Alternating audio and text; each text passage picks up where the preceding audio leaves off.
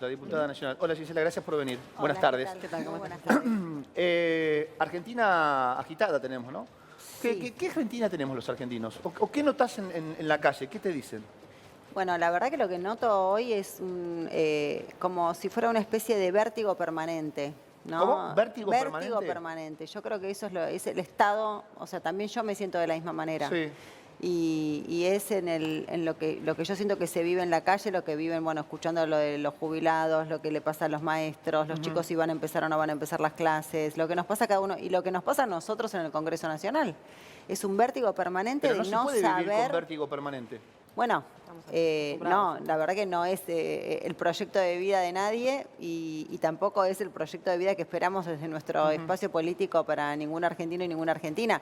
Estamos en esta Argentina nueva desde el 10 de diciembre con un presidente que eligió la gente, Sí. hay que decirlo, que fue elegido por el voto popular y a partir de ese 10 de diciembre yo siento que entramos en esa vorágine, que es la vorágine del presidente. Sí.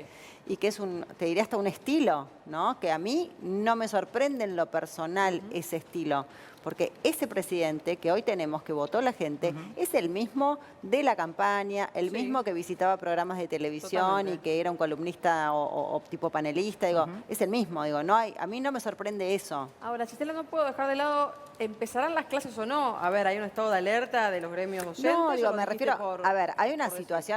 situación de alerta, diría, en términos generales para todos los trabajadores y trabajadoras. Ayer, por suerte, y porque funcionaron las instituciones, se pudo poner un freno a un proyecto que si se convertía en ley, por ejemplo, avasallaba muchísimos derechos de los docentes, digo, porque entre ese articulado lo que se buscaba, por ejemplo, era una cosa insólita, porque además estaba mal trabajada y mal desarrollada, que era declarar la educación como un servicio esencial. Sí. ¿Para qué? Para que no puedan tomar medidas de fuerza los docentes, como por ejemplo ir a hacer un paro, ¿no? Porque si es un servicio esencial vos tenés que garantizar el servicio, aunque haya una medida de fuerza. El tema es que no estaba todo tan agarrado de los pelos que no elaboraron el proyecto con la seriedad suficiente. Cuando vos declarás un servicio esencial, el servicio esencial es los 365 días del año. Cuando el servicio es esencial, no hay feriados, no hay vacaciones, no hay nada. Digo, esencial es esencial, no es que la salud y los hospitales, que son un servicio esencial, pueden tomarse vacaciones. No, no hay feriados. Digo, querían como demonizar La protesta. la protesta social y el paro docente, declarando los servicios esencial, pero no evaluaron que al declararlo servicio esencial se iban a tener que estar las escuelas abiertas 365 días del año. Lo que pasó ayer fue una traición de gobernadores al gobierno o del gobierno a los gobernadores. No sé, eso habría que preguntarle porque la verdad, la realidad del acuerdo no La la palabra conocemos. traición ya es fuerte, A ¿no? ver, Que un presidente de la nación hable de traidores, El acuerdo no y lo otras conocimos. palabras más, delincuentes, ya es muy fuerte. El acuerdo no lo conocimos, no sabemos qué fue lo que acordó el presidente, su gabinete con los gobernadores y qué los gobernadores le pedían a sus diputados, Sí. ¿no? Lo que quedó claro ayer, yo no sé, el presidente sabe mucho más porque sabe lo que se había acordado. Lo que quedó claro es que era un acuerdo muy endeble, básicamente. yo te O voy a sea, decir lo que yo averigüé. Que llegaron al Congreso con un acuerdo que estaba Sostenido, atado con alambre, Exacto. como se hace en Argentina. Yo no sé, corregime, Miguel, o vos, Gisela, que estás ahí en el Diputados. A mí me dijeron que había una negociación que se sostuvo, como dice la diputada Marciota, con alambre y que tenía que ver con acompañar o no una distribución del impuesto país, en donde Guillermo Francos, el ministro del Interior, negoció, dialogó, acordó.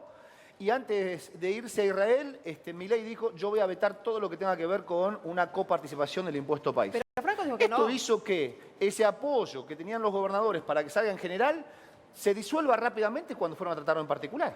Pero- Digo, si Franco va y negocia y dice, yo les garantizo que vamos a tratar la distribución del impuesto país, Sí. y viene el propio Milei y dice, yo voy a vetar si esto sale, inmediatamente se corta el diálogo. Ahora, por eso la pregunta, ¿quién traicionó a quién? Pero públicamente Franco no había dicho es una eso, locura. Públicamente Franco dijo que si lo coparticipaba no podía terminar en estos 5 años que lo había puesto Martín Guzmán y que iba a quedar para siempre. Sí, de todos modos, bueno, esa fue una discusión que se supo, o por lo menos que nosotros nos enteramos, porque nosotros ese tipo de diálogo no lo teníamos. No estaban dentro de la mesa de diálogo, claramente. Claro, entonces no sabemos hasta dónde se había llegado a un acuerdo por coparticipar o no el impuesto país y después se volvió para atrás con eso o decían que lo iban a vetar. Digo, la verdad que no sabemos. Es cierto que lo que nosotros pudimos ver en el recinto, que esos desacuerdos comenzaron antes de llegar a esa instancia. Sí, mucho antes. Claro, nosotros llegamos a votar muy poquitos artículos del megaproyecto, porque empezamos artículo por artículo, y se desata, porque pensá que empiezan ganando la votación del artículo por artículo, ¿no? Pero hay un artículo donde ustedes terminan ganando por 150 y pico de votos. Sí, ahí ya hay un quiebre. Que era lo que se denominaba como la reforma estructural del Estado, que si bien ese artículo, mirá vos qué perverso, o qué astuto, el que armó ese plan, ¿no? de este articulado, porque ese artículo es anterior al que íbamos a llegar cuando se pasó el cuarto intermedio, que es el de las privatizaciones de las empresas del Estado. En este artículo de la reforma estructural del Estado, que se daba y que se mencionaba, ya ahí le estaba, si ese artículo se aprobaba, ya permitía la privatización, digo, no hacía falta llegar al otro. Del particular. Claro, exacto. Claro, Hay una astucia. No te vayas, Adrián. No hay improvisación respecto de cómo se pensó y se pergenió, porque pensar es otra cosa, se pergenió el contenido de este proyecto que era muy difícil de de contarle a la sociedad de qué se trataba, porque es tan enorme. Pará, hace un punto ahí. Ahora nos vas a contestar porque dijiste, es muy difícil explicarle a la sociedad. Ayer cuando nos íbamos hablábamos de una consulta popular, la posibilidad de una consulta popular. Lo dijo Milei. Imaginen ustedes que, vamos a ser realistas, nosotros todavía, en realidad todavía no, nunca conocimos en detalle lo que se trataba la ley Ómnibus, ante tantos cambios, idas y vueltas. Muchos diputados no lo conocen. Imaginen hacer una consulta popular y preguntárselo a la gente, que no tiene idea de lo que estamos hablando en la mayoría. Perdón, ahora me lo vas a contestar, Gisela, dale. Van a tener menos idea. El diputado Carlos D'Alessandro de La Libertad Avanza acaba de decir hace unos minutos que desde el Ejecutivo le dicen que durante todo el 2024 no van a enviar ninguna ley al Congreso, con lo cual van a buscar que no haya actividad en el Congreso, parece una especie de castigo, y él da por hecho con esto que la ley ómnibus obviamente no va a existir en el corto plazo. ¿Cuáles son, Gisela, las consecuencias de que no se envíen leyes al Congreso desde el Ejecutivo? No, bueno, eso es una decisión del Ejecutivo. El Congreso puede funcionar en sesiones ordinarias perfectamente porque es un poder independiente del Ejecutivo. El Poder Legislativo no funciona solo si el Ejecutivo manda proyectos. Para eso los diputados presentamos un montón de proyectos y después se decide por acuerdos políticos, por conversaciones parlamentarias, cuáles son los proyectos que se tratan en comisión, se logra el dictamen y bajan el recinto. Se puede, el Poder Legislativo va a trabajar igual, lo que no va a tratar son proyectos del Ejecutivo si no los mandan. Pareciera igualmente como un castigo. Ahora volvemos sobre esto, Gisela. Quiero volver con Adrián, que nos está esperando amablemente. Adri, a ver, tenemos algunas consultas más, las tiene Deni ahí en la pantalla, así que dale todo tuyo, Deni. Mira, me jubilé por invalidez. ¿Tengo derecho a cobrar las pensiones de mis padres el día de mañana? Preguntan por acá. Bueno, vos es que administrativamente quienes pueden tener la pensión derivada, pueden tener la pensión derivada la concubina, la cónyuge, hijos menores o discapacitados al momento del fallecimiento. Muchas veces el ANSES se niega a esto y vamos a la justicia y lo logramos. Lamentablemente hay muchas cosas que se consiguen en la justicia y otras que se consiguen administrativamente. No hay ningún impedimento como para que vos cobres la pensión derivada de tus padres siempre y cuando la discapacidad haya sido, digamos, anterior al fallecimiento de tu papá, ¿no? O mamá. Bien, dame una más, dale. Mira, Juana dice, tengo 60 años y 8 años de aporte, tengo mi pensión por fallecimiento de mi marido, ya averigüé en ANSES y no me dan la jubilación porque ya cuento con ese beneficio. ¿Qué es lo que puede hacer, Francino? No, bueno, primero y principal que le informaron mal a la señora. A ver, en realidad que vos tengas una pensión mayor a la mínima no significa que no te puedas jubilar, sino que vas a tener que pagar de contado la moratoria. La moratoria es carísima. La verdad que una moratoria para un trabajador es imposible de pagar, o sea, pagar 3 millones, 3 millones 300, 2 millones, dependiendo de la cantidad de años de aporte que tenga. Y bueno, nosotros lo que hacemos es ir a la justicia y demostrar que la persona que porque cobra 200.000 pesos no pasa a ser no vulnerable. Es vulnerable porque está por debajo de la canasta básica del jubilado, es vulnerable porque no alcanza para nada. Es más, porque en los índices económicos es un indigente y le dicen que no puede entrar en un plan de pagos y que lo tiene que pagar de contado. En la justicia todo eso se logra. Lamentablemente hoy hay que recurrir mucho a la justicia, pero bueno, nosotros estamos para eso. Cuando el presidente no funciona, el Congreso no da las soluciones Sí. y la ANSES mira para el otro lado, lamentablemente estamos nosotros, somos la última esperanza de las personas. De los jubilados. Dale, denle una más, porfa. Un chofer de taxi que nos dice, tengo 61 años, ANSES me hizo el reconocimiento de servicios medio, 16 años y 3 años y 4 meses de monotributo como dueño, dice. ¿Puedo entrar en moratoria y jubilarme ya que tengo la edad para hacerlo? Sí, vas a entrar en moratoria, pero no te van a tomar, en el caso de que sean bienes insalubres, te lo van a tomar como comunes, porque esta nueva moratoria, si vos trabajaste en la construcción, trabajaste como taxista o lo que sea, que eso realmente repercute en lo físico de las personas, por eso se jubilan antes, digamos, con esta ley se mira para el costado, pero si tenés los 65 años, sí que te podés jubilar. Adri, no te vayas, vamos y venimos porque hay muchas consultas que está bajando la producción. Estamos con Gisela Marciota, diputada. ¿Fue una de las grandes deudas que tuvieron como gobierno ustedes el tema jubilados? Bueno, nosotros nos ocupamos, o por lo menos en lo personal, y lo trabajamos un montón desde mi despacho en la Cámara de Diputados, todo el tema moratoria y la militancia muy fuerte que le pusimos para que después finalmente se convirtiera en ley el plan de pago de deuda previsional. Obviamente nunca termina de ser suficiente y nunca se termina de compensar el arrastre, ¿no?, de años de injusticia para adultos mayores y para jubilados y jubiladas. Bueno, porque siempre hay tiempos, digamos. A mí me pareció, obviamente, que me hubiera gustado lograr muchísimas más cosas durante el gobierno en el que éramos gobierno y que éramos oficialismo. A pesar de eso, y nos costó, siendo oficialismo, mucho también la sanción de esta ley que era tan importante para dejar primero que no fuera como venía siendo, ¿no? La moratoria, acordate que era por decreto, que se iba renovando y dependía de la voluntad pura y exclusiva del presidente. Siempre es muchísimo mejor lograr legislar y que haya una ley. Digo, ¿se puede derogar la ley? Sí se puede derogar, tiene un costo político más alto. Logramos que sea ley el plan de pago de deuda previsional, que mejoraba muchísimo las condiciones de la moratoria. Acordate que la moratoria no incluía a los varones, que los dejaba fuera, acá se incluye a los varones, y se empieza a pagar anticipadamente. Vos podés empezar a cancelar esa deuda antes de la edad de tener que jubilarte. Entonces, cuando llegás a la jubilación, podés cobrarla completa y no con el descuento de la cuota que tenés que hacer. Digo, la verdad que yo estoy muy conforme en todo lo que pudimos lograr y mejorar. Y lo digo porque, bueno, la verdad que estuve muy al frente de ese tema en la Cámara de Diputados. Presenté siempre los proyectos de ley para que se prorrogaran las moratorias cuando veía que se acercaba la fecha y el presidente no usaba la lapicera. Ahora, ¿me dejás decir algo? A ver, dale. Es tu Sí, tema, te dale. escucha la diputada. Yo suscribo lo que dice la diputada, y es verdad esto, porque cuando se terminan las moratorias, hubo durante 4 o 5 meses un lapso donde no existieron moratorias, y ella presentó un proyecto de ley, que yo me acuerdo que lo anunció en el Defensor, en que, digamos, se prorrogaban las moratorias hasta tanto se resolviera por una nueva, porque lo que ella quería, y estaba muy bien, era que no hubiera un bache, que la gente no se pudiera jubilar durante 4 o 5 meses. Con lo cual, todo lo que dice es pero perfecto y yo la felicito. Bien. Sí, estuve yo en su programa hablando de este tema. Sí, de verdad.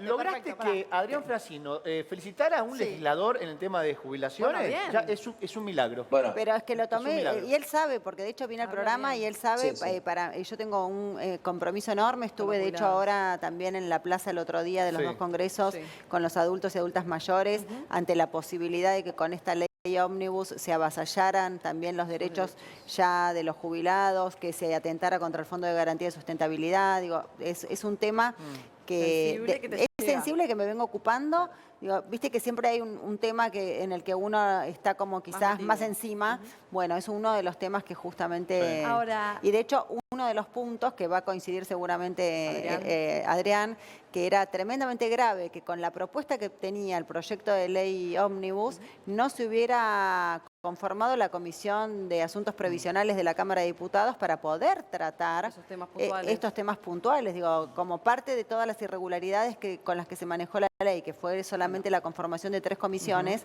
la verdad que una de las comisiones que se tendría que haber conformado sí o sí era la de Previsión Social, Salud también, Ahora, bueno, todas, ¿no? Pero... Gisela, yo ayer noté una algarabía por ahí desmedida en el recinto cuando esto quedó de lado o volvió a comisiones. Una algarabía que no se condice mucho con la situación del país.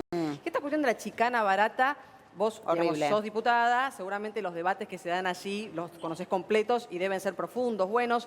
Por ahí la parte que trasciende, la que vemos nosotros, es la más de chicana, la verdad que me parece que también fue un poquito desmedido, ¿no? No sé si, digo, no te vi a vos puntualmente, no es contra vos, pero sí esto de no la ven, de gritarse, de aplaudir, parece que la situación del país no da mucho para eso, no sé si coincidís. Sí, yo coincido, a mí no me gusta el tema de la chicana, pero también es cierto que lo que pasó ayer, que fue también un desconcierto enorme, porque pensé que pidieron un cuarto intermedio, salimos por 15 minutos, volvimos. Y no había más ley. Y no había en segundos, porque no fueron ni minutos, que piden el pase a comisión, y se había terminado y todos quedamos como, bueno, pero ¿qué fue lo que pasó?